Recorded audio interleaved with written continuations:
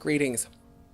By virtue of your presence watching this video today, I want you to know that we consider you to be an extended member of our family at Unity in Linwood.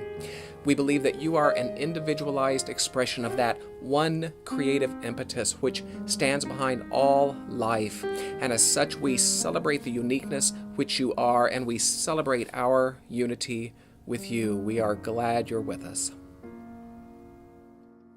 Good morning, Unity in Linwood. Good morning, Unity in Linwood, and good morning, Unity and Mary Ann. What did you think? Woo! What a night. What I took away from last evening was a message that went something like this. How do we take this idea? How do we take this teaching and shift it from yesterday's me to tomorrow's we? How do we apply it to our greater good as an evolving planetary family? That's what I took away from last night. And I think it's a great, great charge. I'm happy to see you this morning. If you would like to participate in our Artists Hallway, applications are due on July 24th. Simply grab one from the Welcome and Information Station in the back of the room. Following last week's 11 o'clock service, someone walked up to Reverend Nina and handed her a piece of paper and said, "Here you go, this is your second van." Do we celebrate goodness in our world or what?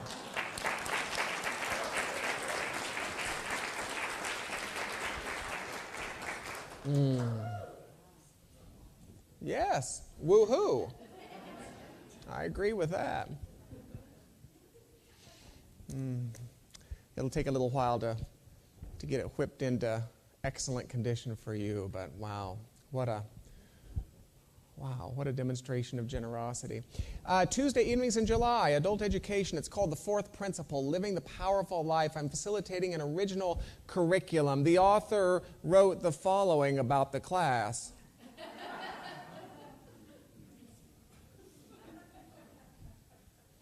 Prayer is effective to the degree to which it changes us.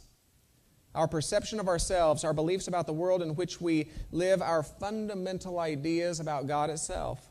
Explore this important shift from prayers designed to change God to prayers designed to change us.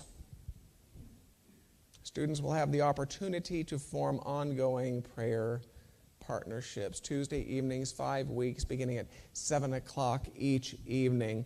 In my 5 years of senior leadership at Unity in Linwood, I can recall few moments more exciting, few moments which instill a deeper sense of pride, really, than an event that is upcoming. It is on Wednesday evening, July 25th. It is a new launch called Dinner with Others.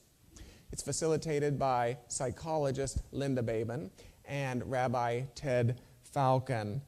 The description reads as follows. See what you think. It seems that humanity is taking sides, building teams, gathering arms, and growing apart. It seems that humanity is creating others with unprecedented vigor and animosity. In our belief that this effective dehumanization of each other, whether that otherness is born of race or religion or orientation, gender, politic, age, or otherwise, is counter to the very evolution of us as a planetary family. We invite you to join us for dinner with others. Share a story. Shake a hand. Laugh. Eat. Connect. Let us rehumanize each other as brothers and sisters at a global table for the greater good of all. What do you think?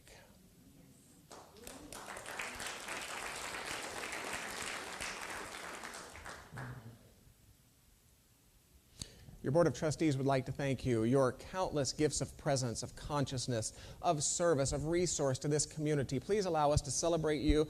Please allow us to thank you personally at our annual all-community picnic. Reverend Nina spoke of it. It is on the last Sunday of the month at Lindale Park. We do request, please, and thank you that you register in the back. You're also welcome to register online if you like. I'm happy to see you this morning. Thank you for being here. You'll indulge me perhaps a moment of history.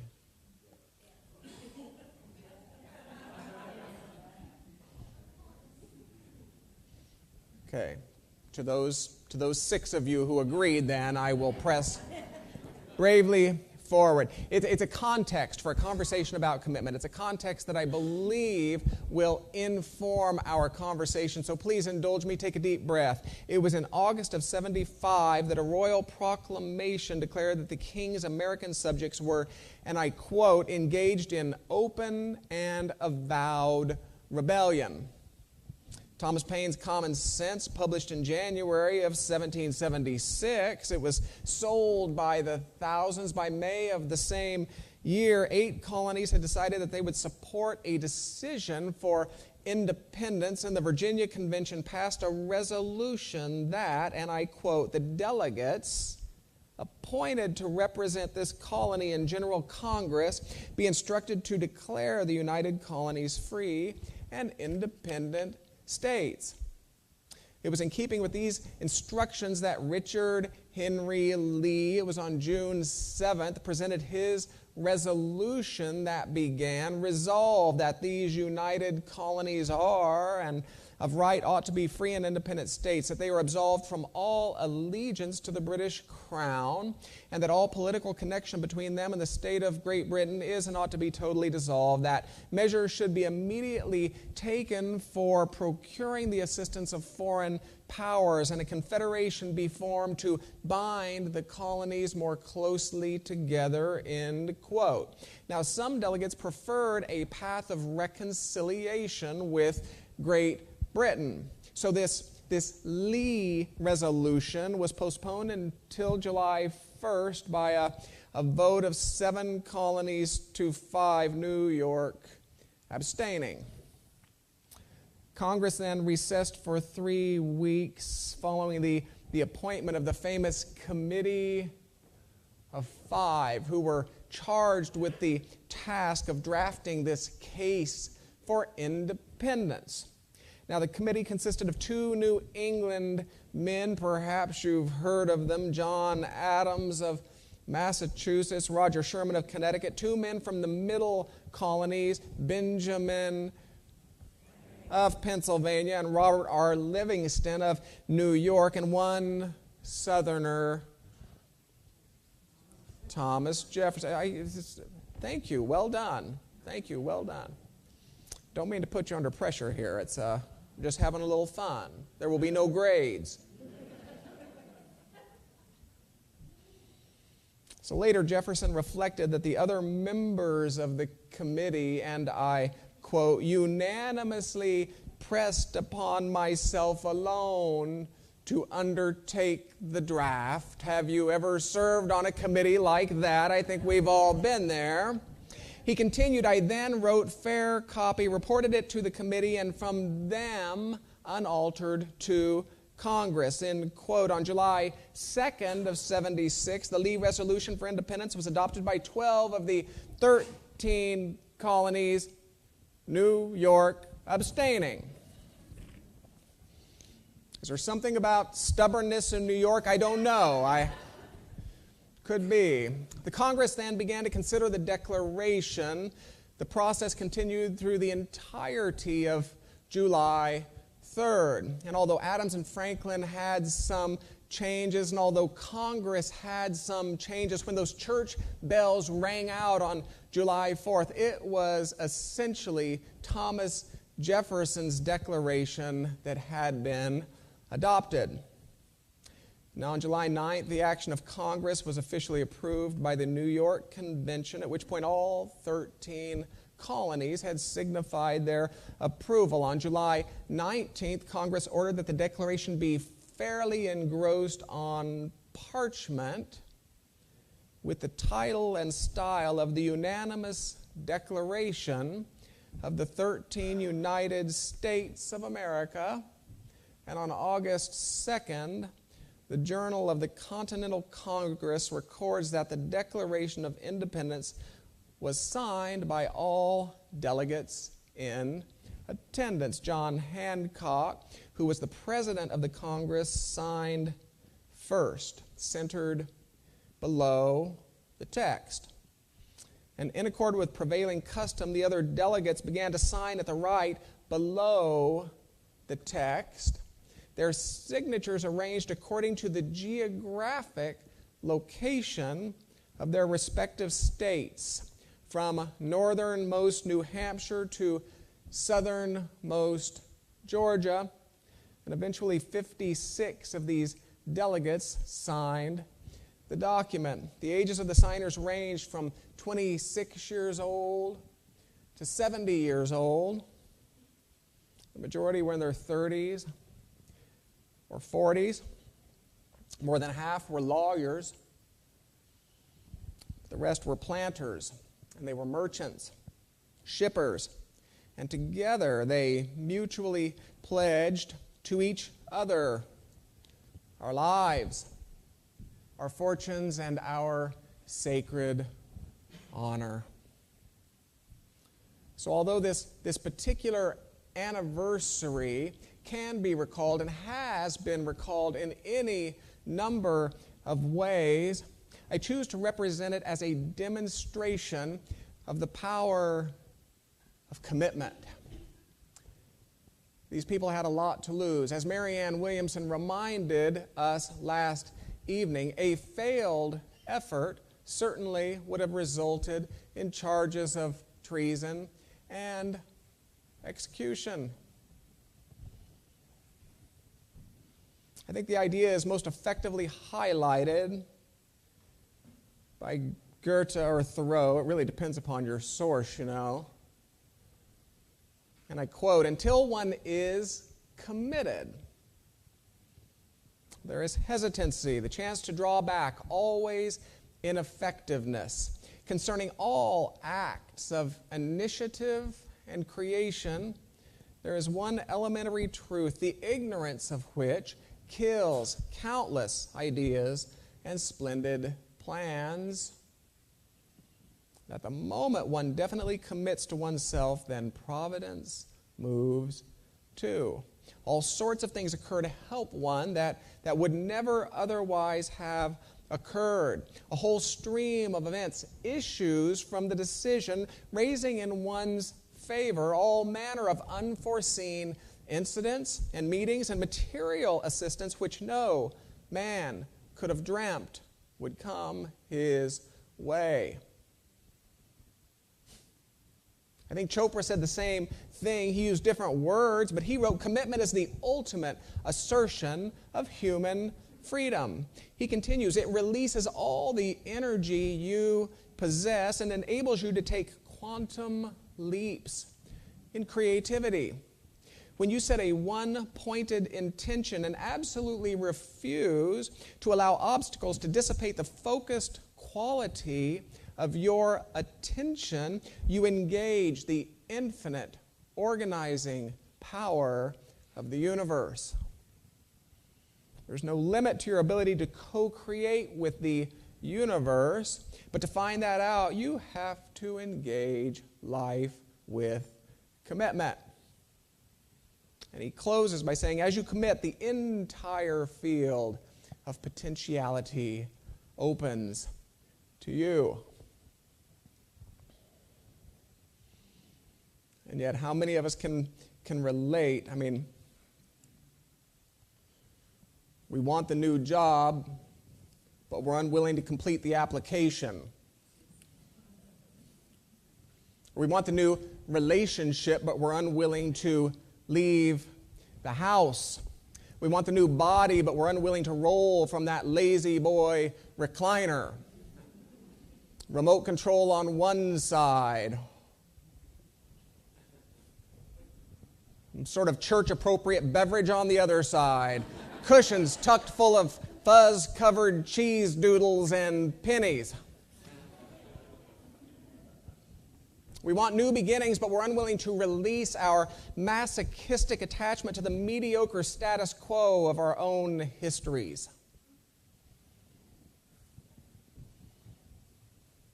So how might this anniversary be different if on June 7th of 1776, Lee had presented his resolution beginning, resolved that these united colonies are free and independent states as long as it's okay with you? How might this anniversary have been different? Because what I can tell you is that when you begin to evolve newness, it will not be okay with everyone who is in your world. Take a deep breath with me. You know this already. You know this already. We tend to be, if we're not awake, we tend to be like the crabs in the proverbial bucket that has no lid. It has no lid because what happens is when one crab begins to ascend, the other crabs grab and pull it down.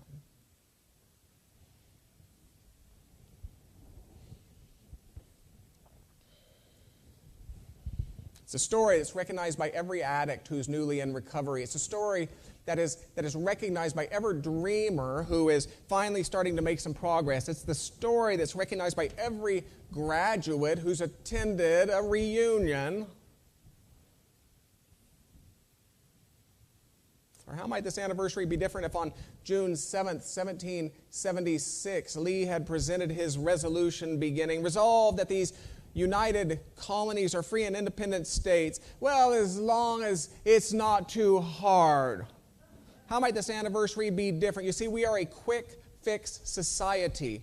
We desire the situation, the tension, and the resolution all tucked into a neat 30-minute package, just like a modern family.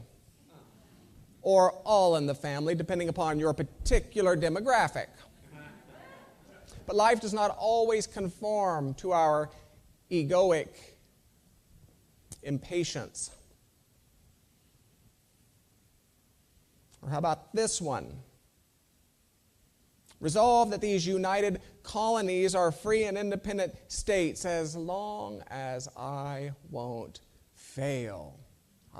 There's the big one, isn't it? As long as I won't fail. Friends, I would like to counter by proposing that if you are living a life which doesn't present the possibility of failure, your life isn't daring enough to grow you. That you haven't begun to press the limits of what God can think and create and demonstrate and contribute through you. And I like to believe that when we reflect upon our greatest achievements, we realize that they arose not through our moments of seeming assuredness and safety, surrounded by yes people, but through our moments of abandonment, through our moments of courage, surrounded by people who at the time thought we were absolutely insane.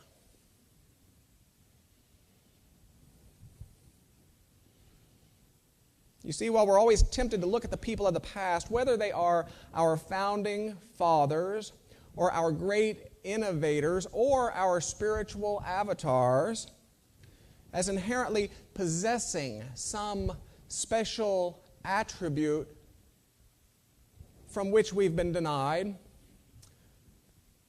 that's not really true. Remember, the signers were lawyers, and they were planters, and they were merchants, and they were shippers. They were ordinary people of the past who demonstrated the extraordinary power of commitment. In other words, the signers were ministers, they were teachers, they were professors. They were professional prayers.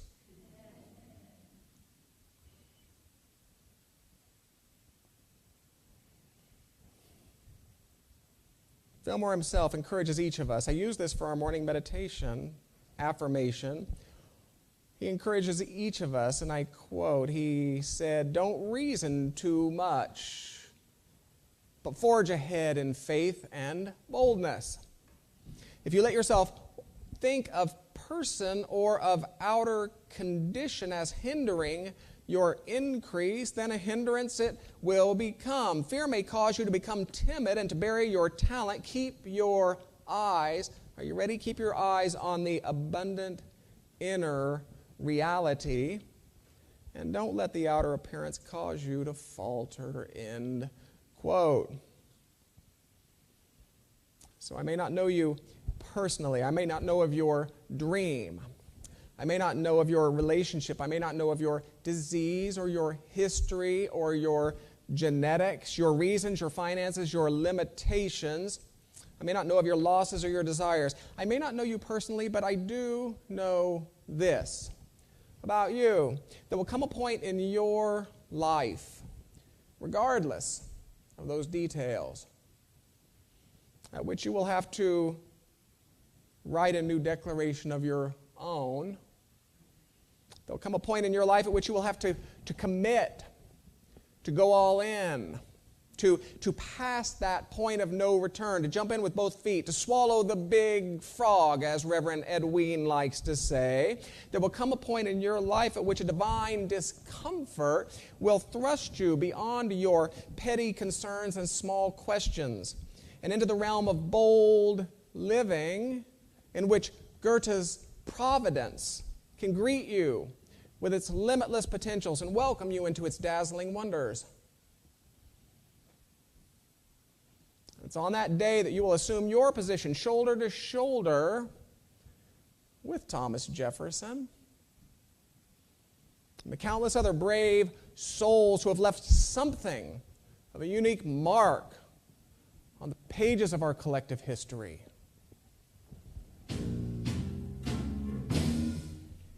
Here in the dark, I stand before you, knowing this is my chance to show you my heart. This is the start. This is the start. I have so much to say, and I am hoping that your arms are open. Don't turn away, I want you near me, but you have to hear me. Here's where I stand. Here's who I am. Love me, but don't tell me who I have to be. Here's who I am. I'm what you see. You said I had to change, and I was trying. But my heart was lying. I'm not that child any longer. I am stronger. Here's where I stand. Here's who I am. Help me to move on, but please don't tell me how. I'm on my way. I'm moving now.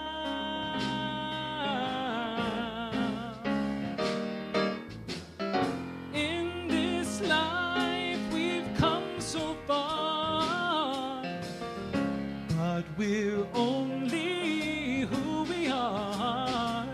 And with the courage of love to show us the way, we've got the power to stand up and say,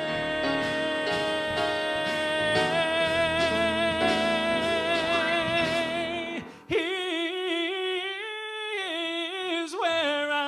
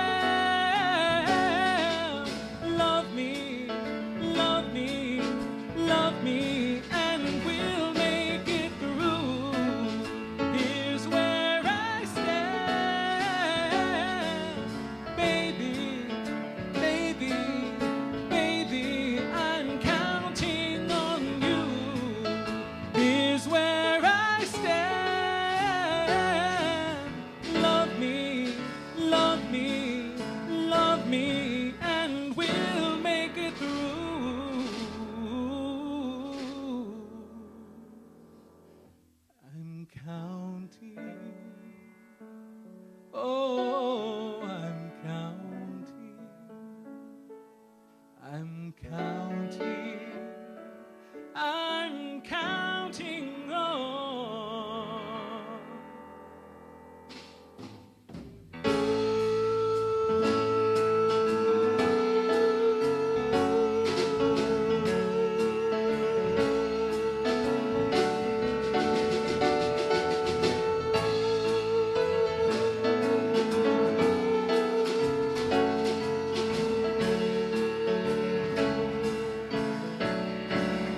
Here's where I stand.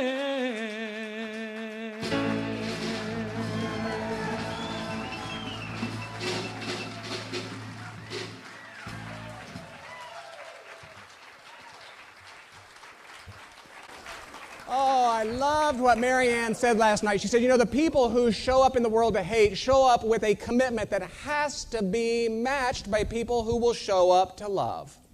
That the people who show up in the world to divide must be met with those who have an equal commitment to be the hands and feet of unity. That those who would show up to demean do so with such commitment that it has to be matched by those of us who are willing to step into the world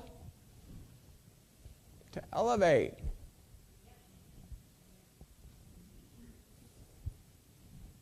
Unity has issued a statement.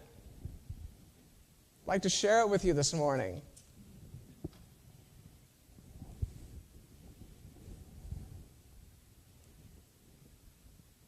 And I quote, Webster defines the word unity as the state of forming a complete and pleasing whole.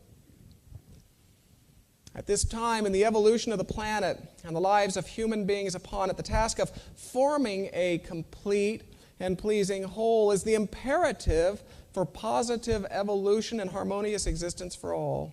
This perspective has seemingly been lost, our wholeness, our oneness, our sameness as a human race. We must now remember more than ever that we have much more in common than that which would appear to divide us. The unity movement stands for and will tirelessly work for harmony, so all people may know the freedom of peaceful expression, so they may know their own inner worth, an essential contribution to the whole of life. Where there are divisions of opinions, beliefs, and perspectives, unity embraces curiosity, exploration, and expanded awareness of the gifts of diversity.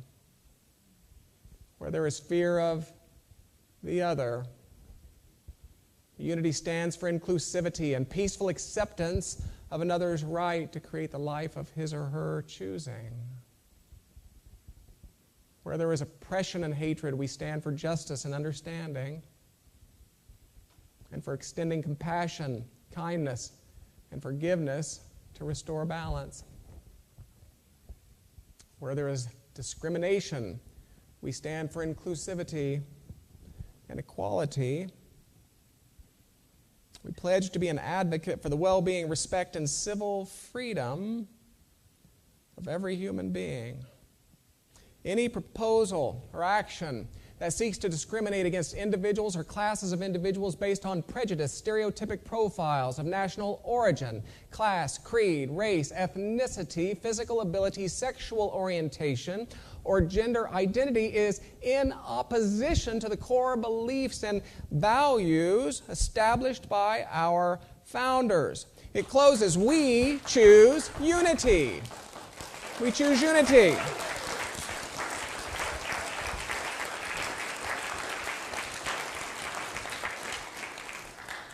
And it closes. In harmony with the divine spirit, we stand,